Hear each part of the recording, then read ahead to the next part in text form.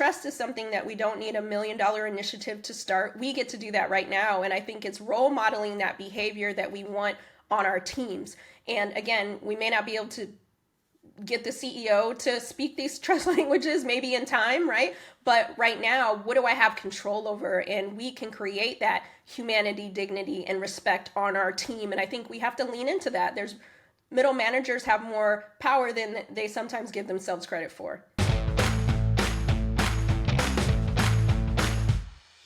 Hello, and welcome to FranklinCovey on Leadership. I'm your host, Will Hodling. In these conversations, we'll speak with many of the world's leading leadership experts about the mistakes, mindsets, and methods that help them become the people they are today. We hope that their hard-earned insights accelerate you on your journey.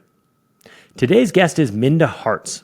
Minda Harts is a best-selling author, workplace expert, and keynote speaker who recently published the book, Talk to Me Nice, The 7 Trust Languages for a Better Workplace. In today's conversations, we'll dive through those 7 trust languages and talk about how to build a more high-trust, inclusive, and high-performing organization and team. Minda Harts, welcome to FranklinCovey on Leadership. Happy to be here, Will. Thanks for having me.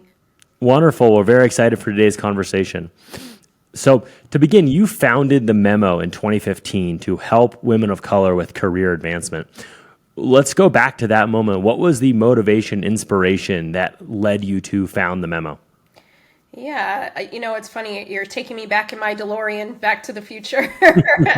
So, in 2015, I was in corporate America, and I was, and still am, a woman of color, and I was the only, and I sat at a lot of different intersections. The youngest, maybe didn't go to some of the schools that my colleagues did, and so I just felt this othering of sorts, but it took me a while to kind of figure out and name it. And I thought, if I'm feeling this way, then maybe there are other people who are feeling this way too. And so it prompted me to start this blog that eventually turned into a book years later. And what, from that process of kind of your own experience of othering to and talking to many other women in similar situations to ultimately, writing the book, what did you learn in that process that led to the book? You know what? I realized that I always had a voice. I just had to decide how I wanted to use it. I think oftentimes in the workplace, we think we need a certain title to self-advocate for ourselves, or we need to know a certain someone, and those things are helpful, right? But we have more power than we think, and I don't think I realized that until other people started resonating with the stories I was telling and the ways in which we can have better conversations together. And so I think that was just I started from a pain point of my own and realized that my pain point was shared across the country. It's very difficult to ask you to summarize an entire book quickly, but are there one or two really concrete pieces of advice that you had for women of color? And I'm sure it applies to many populations as they're thinking about how to advance in their careers. Yeah, absolutely. I mean, at the end of the day, we all want to be able to do our best work, right? Regardless of how we identify. And I think that because often we don't see women of color in leadership roles as predominantly as we might see other people, I wanted to remind other women and women of color and our colleagues that we do add value, right? And there's ways in which we can make the workplace work for everybody so we don't leave anyone behind. And so a lot of the book is just acknowledging that, you're worthy, you belong in every room that you're in, keep working hard. And sometimes when you're not the obvious winner, or maybe people, look over you for promotion, you sometimes get down on yourself. And so the book is just like, if I can do it, you can do it. And sometimes it may not be at the table that you're at, it may be at the one across the street, or it may be one that you have to build. You're now 10 years post-founding of the Memo. Are there any success stories that you point to that you're just so proud of and have really lifted your spirits? I know starting an organization has a lot of highs and lows. Writing a book, I've never done it, but I can imagine it has a lot of highs and lows. So now 10 years on, what are some of the proof points that you're so proud of?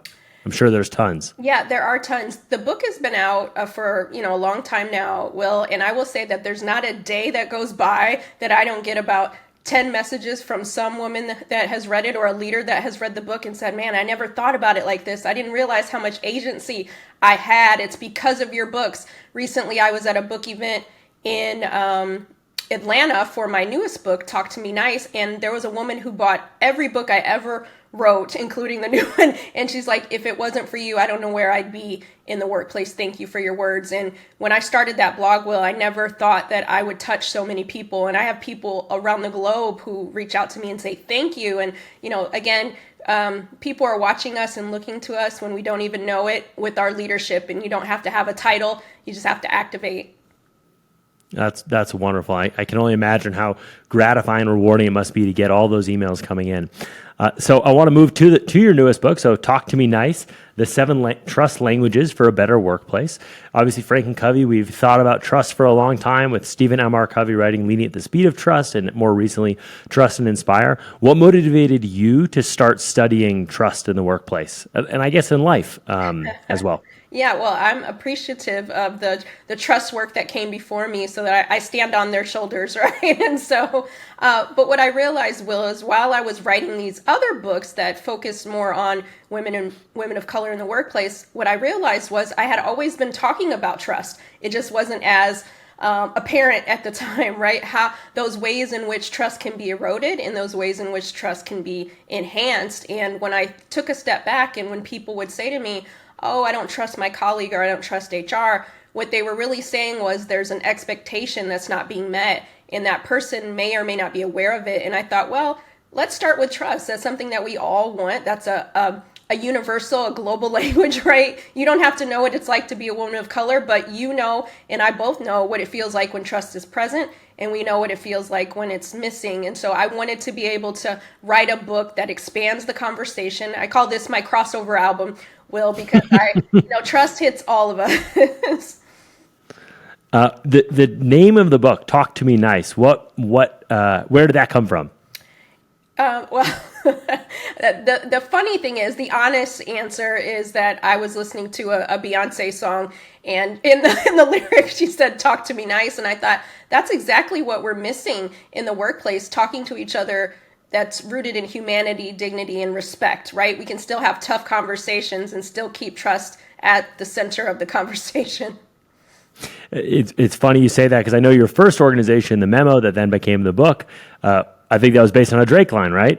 So you have a comment. When I was asking that question, I was like, I wonder if there's another lyric that she's pointing to from this. I couldn't find it in my research, but I thought that might be the case. So we'll see what your next book is going to be, like a little Yachty line or something like that. So, well, I hope, you never know. we'll see where it goes. Lovely. So kind of the 7 languages, I'm assuming it's an allusion to 5 love languages. I think it's such a powerful frame for a book. Maybe if you could talk about that framework of the 7 trust languages. I won't make you kind of go through all of them, but how'd you land on that as the kind of core concept of the book? Yeah, well, I was inspired by Gary Chapman's The 5 Love Languages, and I thought, well, if we have languages for our romantic and platonic relationships, what about the workplace, right? What are those languages that we're missing? How I build trust may be different than how you build trust, Will, and vice versa. And I may be showing up in a way that's eroding trust when I think that I'm building it with you, right? And sometimes trust isn't always broken in the big acts of betrayal, but sometimes in those small, quiet moments that go left unsaid. And so when people would come to me at different companies, or they've read other books or they've heard me speak, they would say, oh, I don't trust my manager, I don't trust my colleague, or I don't trust HR.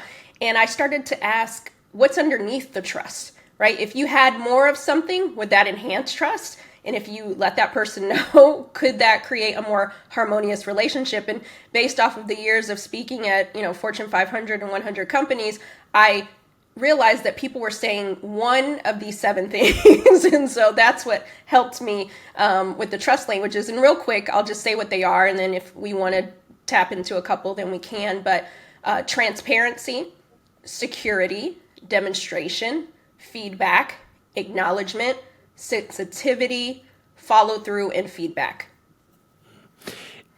Are the 7 trust languages like the 5 love languages in that you have 1 or 2 primary ways that you give and receive trust? Or how should we think about applying this framework to our own lives, these 7? Yeah, absolutely. So in the love languages framework, I am a words of affirmation person. And so I do appreciate those acts where you're affirming me, right? And in the same token, the language of acknowledgement is seeing people in their work. There's people that we work with, and even in our personal lives, that all they want from us is to be acknowledged. They want that specific, kudos to say, especially in this climate, you may not be able to give everybody a bonus or a raise, but you can say, hey, thanks, Will, for the work that you did in Q3. If it wasn't for that research, I don't know where we'd be, right? You're yearning for that. And because maybe I don't care so much about being acknowledged, my trust language is leave me alone. I may not be giving you what you need, right? And if I knew that, then I'm going to get a better outcome, more productivity, right? More retention. And I think it's the same with trust. There's things that people may not trust that we're doing based off of something that they need. And I think these trust languages, you either have a primary, a secondary, or a tertiary language. One of the things that I've always found interesting about the love languages quiz and why I think it's a helpful frame in relationships is that it opens up our mind to the fact that we give and receive in different ways.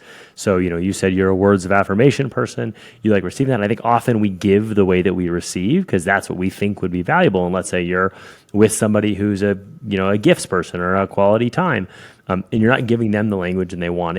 Do you think of trust languages similarly? Do we receive trust in a certain way, and then do we also tend to give trust in that same way, and might that create a kind of mismatch between our work partners? Yeah, absolutely, because look at it this way. Each of us is tasked with a situation that might arise in the workplace. The way that I handle this or the way I respond could either enhance trust with you or erode trust with you. Now, if acknowledgement is my main or my primary trust language, I might be the person that's always like, great job, Will, appreciate you, all the things. And we're in these meetings and I'm telling you, and actually me not knowing that maybe you really don't want to be acknowledged publicly. That's actually making you cringe, and you understand the intention, but that's not building trust. It's actually like, oh my God, I wish she would stop. What I really need from her is feedback, some meaningful and consistent insight on my projects. That would really enhance the relationship and the trust here, not just, giving me the gold star. And I think once we get a chance to get to know each other better, then we're going to meet those expectations and close that expectation gap. And ultimately, we have a better trusted relationship, right? Are there more, like some of the trust languages that are most popular and most impactful for us to incorporate? Kind of how would you, 7 might be a lot for people to memorize and implement immediately, but are there 1 or 2 that you think, okay, definitely everybody should implement these? Yeah, absolutely. And I think as a reminder to everybody, remember that trust is a two-way street, right? It has to be a noun and a verb. So we all want trust. It's just a matter of how we demonstrate it. And I think the main thing, number 1, is asking people, what does trust look like for you? I want to make sure we have the best working relationship. And they may not know what all these 7 are, but they're going to say a variation of 1 or 2 of these things. And then that gives us insight to, what they really need from me is more transparency. For example, that is one of the trust languages. And I find in this climate and from generations to come, most people appreciate clarity and honesty, right? And I think that that's something that we all could flex. That's a trust language that people appreciate. And being transparent isn't giving you all of the information, because sometimes we're privy to certain information that we're not able to disclose yet. But also, when our colleagues or our direct reports see smoke coming out of the chimney, that we don't pretend that they don't smell the smoke, right? That they don't hear the fire alarms, that we say, you know what? I realize I see the smoke too. I don't know what's causing that, but once I have more information, I'm going to come back to you. And if you have any questions in the meantime, let me know. That's going to create a sense of trust, right? We may not know all the answers. AI, for example, we may not know all the things, but let's be honest about what we know, and let's be honest about what we don't know. On the flip side of that, as a individual contributor, or I report into somebody, what does transparency look like for me, right? If return to the office is happening soon and I moved across the country to take care of my elderly parent, I need to be transparent to say, you know what, I'm not able to get back to the office by a week, but can we work on something where I have a couple months to migrate back to the office? That's providing that transparency and clarity, right? And that's also building trust. And so I think right now, transparency is something that we probably all yearn for, right? We would have more trust if we had that. And I think that's one of those trust languages that we all could start to implement each and every day in our life. You said something earlier that definitely resonated with me, which is trust is a two-way street. And I feel like oftentimes, executives or leaders will say, I will need to extend trust only once I prove or I understand that I can do so. That, you might mistrust at first, you might be skeptical, and then over time you build that trust. How do you think about that? We, FranklinCovey, talk about the importance of extending trust and having smart trust, but I'm curious for what your framework is for extending trust to others, maybe even before they've necessarily proven without a shadow of a doubt that it has been earned. Yeah, I mean, in an ideal situation, Will, we would have time to build a relationship, right? But sometimes we don't have that. But I think where leaders kind of miss the mark is that because they're the boss or because they have the title, then that's automatically means that they're trustworthy, right? And they don't have to show that. But they would expect that their employees would be honest, right? I remember back in the day when I first started my corporate America job, at like 22 years old, they're like, don't steal the pens, don't steal the stapler, all the things. And so Who do you think I am? right? They used to tell, don't take anything home from the office. Okay. That was like in our onboarding. Okay. I don't need a stapler at my house, but yes, of course. But it's that idea that I'm supposed to be trustworthy, but you can do things that would erode that trust, right? Not intentionally, but I think we forget that trust is a two-way street. If I'm transparent with you, then that begets transparency, right? If I provide acknowledgement for you, then you're acknowledging certain things that I'm doing. And I think sometimes as leaders, those power dynamics get strained because I may not feel. Another language is security, that psychological, intellectual, and emotional safety. If you ask me a question, do I feel safe enough to be honest with you, right? That has to be earned. And I think that that's something that a lot of leaders, we can lean into a little bit more. And I think that's why asking people what trust looks like to them will inform us. Okay, I may not have time to do all of these 7 languages, but if I get one of these right every day, then that's going to retain you and that's going to make you work harder and that's going to be good for business. We're in an interesting societal moment with trust. So you talked about security as one of the 7 trust languages. I think a lot of leaders are struggling because they might have a trusting interpersonal relationship with their direct reports, but their company might be going through turmoil and changes that are outside of their control. I mean, you read in the news every day about some new company is, deploying AI and it's going to lead to 10,000 job losses, et cetera, et cetera. So how do you recommend for managers and leaders who are in environments in which their organization is kind of coming above them and maybe behaving in ways that undermine security, undermine safety, minimize transparency? How do they still provide that interpersonal trust? Yeah, I was just having a conversation with a leader earlier today about this because there's a lot taking place at their company. And I said, we can be bilingual in these trust languages, right? We can utilize a few, but we can't solve maybe all of the issues that are going on at our companies, especially if you work at a large enterprise company. But on a micro level, what are the values that we can demonstrate, right? What can we do as a team, as a leader? I can create that transparency to a degree. I can create that security, right? I can demonstrate that our values do align with our actions, right? And when we fall short, I can acknowledge that. And I think trust is something that we don't need $1 million initiative to start. We get to do that right now. And I think it's role modeling that behavior that we want on our teams. And again, we may not be able to get the CEO to speak these trust languages maybe in time, right? But right now, what do I have control over? And we can create that humanity, dignity, and respect on our team. And I think we have to lean into that. There's middle managers have more power than they sometimes give themselves credit for. I love that line that trust doesn't need to be $1 million initiative, and it's really built in the day-to-day, whether it's the one-on-ones, every interaction is an opportunity to create trust. I want to talk about the business imperative for trust. I think oftentimes when we share with companies about the importance of trust and inspire leaders, so Stephen and Mark Covey's most recent book, Trust and Inspire, contrasts trust and inspire leaders versus command and control leaders. Occasionally, we get skeptics that say, that all sounds great, but we really need to drive for results of this organization. We don't have time for that softer, touchy-feely trust stuff. Mm-hmm. So when you go out and you talk to, as you said earlier, many Fortune 500, Fortune 100 companies about the importance of trust, what is the business case that you make for the importance of trust? Yeah, I'm glad that you talked about that because trust is tied to performance, right? Because the data shows that when trust is present, we're 21% more productive. We have 50% more retained employees.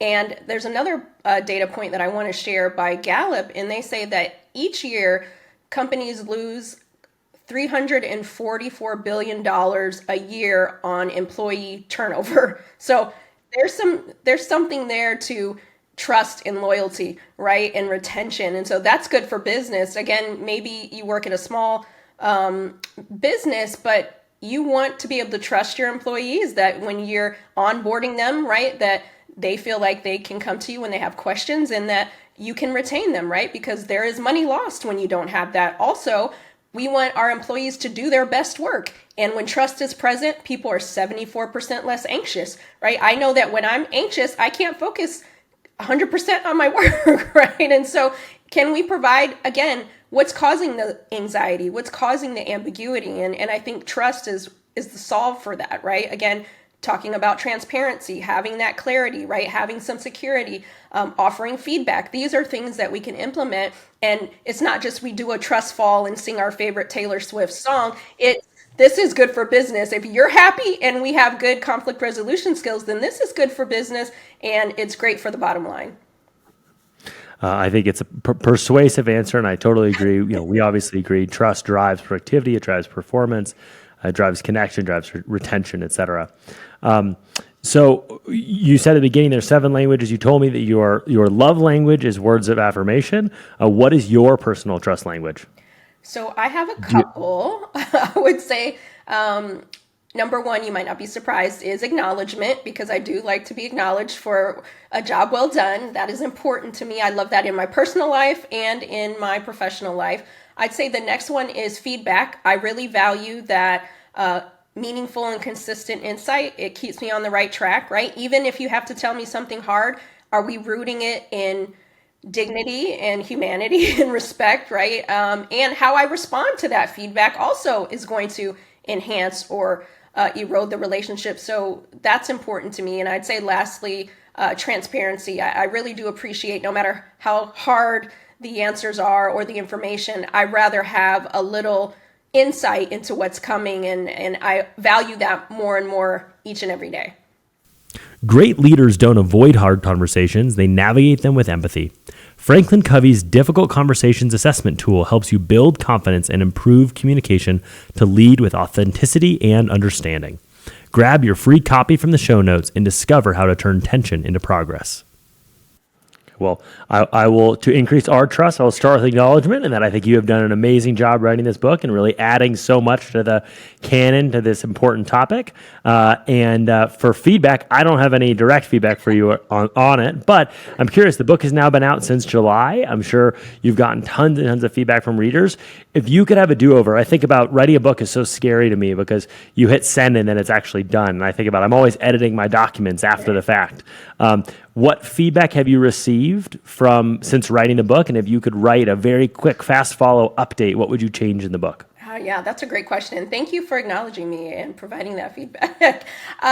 When someone writes a book, it takes a while for people to read it and kind of digest the frameworks that you're providing. And also, if you have a body of work and you had certain readers, they expect a certain thing from you, right? So I had this where I want to bring my former readers with me and I want to bring a new crowd too. And so I think for me, it was like this interesting kind of back and forth about how I do that dance. But what I will say, the feedback, 3 months later, I hit USA Today bestsellers list. So immediately when I first was writing it, Will, I was like, oh, are people going to get this? I think this is a great framework. And it took a little time for people to kind of dig their teeth into it. And I'm happy that people are doing that now. And next year I'll have the paperback coming out. And, we're talking about what are some things that I want to do differently. And I think I would add more conversations around the power dynamics and how those are at play in the workplace, because I think that that's where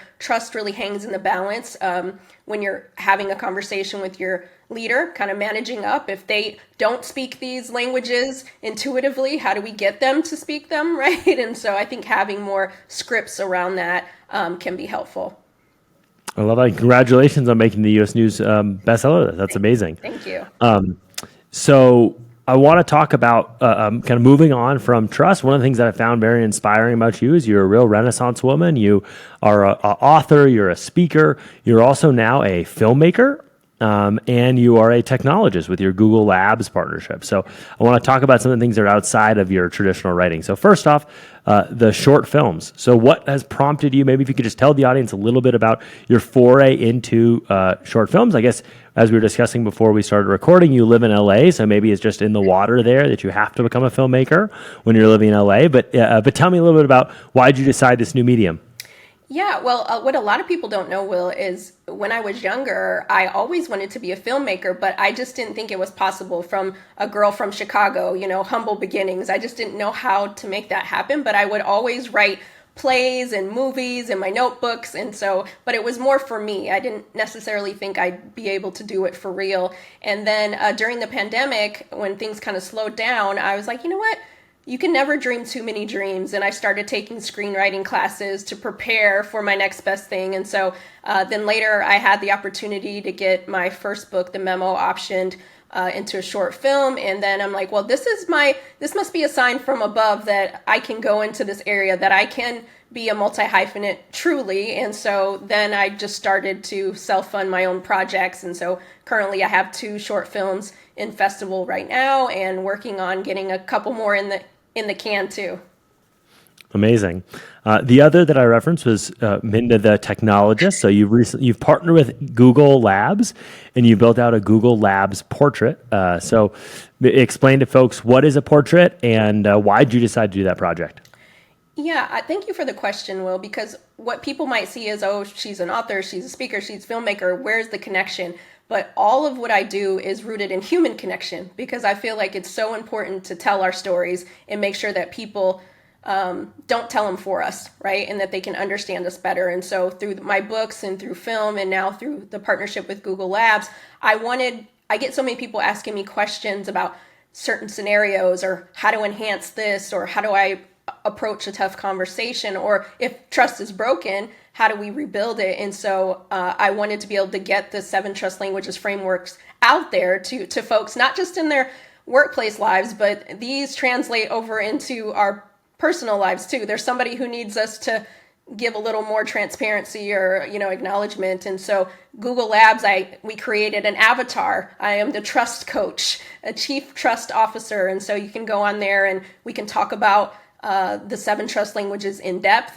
You can ask me questions like, hey, I want to talk to my manager about this, but I think trust has been, broken for so long. How do I get back on track? And so we have all of these conversations in a very safe format. And I just love the Google Portrait format. And I love the picture that they used as well. Does your Google Portrait respond positively if I give acknowledgement and words of affirmation, or is it not that tuned to reality? It is pretty attuned to reality. The only thing it won't tell you, and this is good, it won't tell you how old I am and, and really personal details, but it definitely is helpful. I'll even chat with my own avatar and to see, how far will this conversation go? And it will even give you, a game plan for 30, 60, 90 days if you prompt me the right way. You're actually the second podcast guest. Kim Scott also has a Google Labs portrait, so you're in rarefied air. And I wonder if 5 years from now when we're doing this podcast, I'm just going to be interviewing an AI avatar rather than actually talking to the real person. So we'll see where Google Labs takes it. We'll see. So what's next for you? You've obviously written all these books. You are, as you said, a multi-hyphenate, which is a great term I hadn't heard before. And so what's coming up next? I'm just really enjoying this trust framework because a lot of companies that I didn't get a chance to work with my previous work are inviting me in to work with programs for their first-time managers, right? It's important for managers to have trust with their direct reports and their colleagues. I created a Trust Catalyst game. That's a gamified version of how we implement the trust languages. So, I'm having a great time talking about trust because one thing we know, Will, is trust is never going out of style. Yeah. Right. And you all know that here. That's true. Yeah. We've been on it for many years. So I'd love to move to a little lightning round to close out.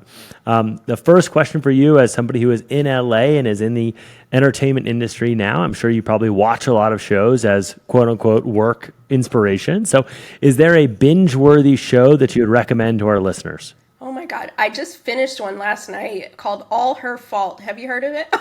I have not. It's on Peacock. Yes. It's a thriller. Okay, great. All her fault. All right. I've got my viewing for the plane ride home then. Second question for you. What is a leadership book that you recommend often that you didn't write? Actually, you referenced her name, but Kim Scott, Radical Candor. I feel like that's such a great book, and every leader should have that in their toolkit. Wonderful. And then a final question for you. You live in LA, the land of traffic. So if you got access to a billboard that everybody drove past and you could write something on it, and it can't be a QR code to the Amazon link to your book, but if you were to write something on the billboard, what would you say? Trust is not a solo sport. Wonderful. So our final closing question that we ask every guest, FranklinCovey is a leadership company. So who is a leader who has greatly influenced you in your life, and what lesson can we all learn from them? I love this question. I would say that Leilani Brown, she is a leader in the nonprofit space, and she lives in the DC area. And I met her early in my entrepreneurship career, and she gave me the best advice. She said, don't be ambivalent about your career. And that has really helped me as I make decisions and how I lead. And I'm just appreciative to all the leaders out there that have poured into me. Wonderful. Well, we are appreciative of you, and we thank you for joining us today, and thank you more broadly for, as I said earlier, adding to the canon of trust. And I think that your framework of the 7 trust languages is something that everybody should go out and read and follow and implement in their day-to-day lives to improve, obviously, their life at work and their life outside of work as well. So thank you so much. Thank you, Will. Wonderful. And to all of our listeners, thank you for spending another 30 minutes with us. Hopefully you learned as much from today's conversation as I did, and there's gems that you can immediately apply in your day-to-day. We hope you join us next week for another episode of FranklinCovey on Leadership.